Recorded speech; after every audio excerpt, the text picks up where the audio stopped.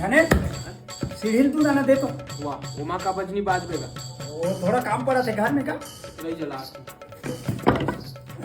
बना कर film film लेकर आती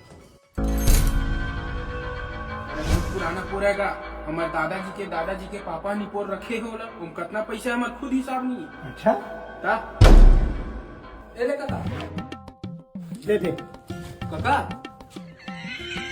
अब तो नॉर्मल देख रहे हो डायरेक्ट नॉर्मल में कति लागे कैसे रे वाह भारी भानक जैसे काका निपोर राह में गोली लाता हूँ सकबे नहीं घर जाते फूट जाबे ठीक हो जाते रे अरे राह ना ला तो खा जाबे रुक दूधा ना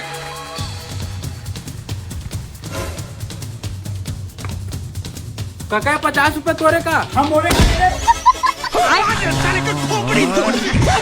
तो पुरखा नीचर भी मंगा रे इस कार्य अबे वो पुरखा भी मंगा रहा अमीर रहा तोर से कह रहे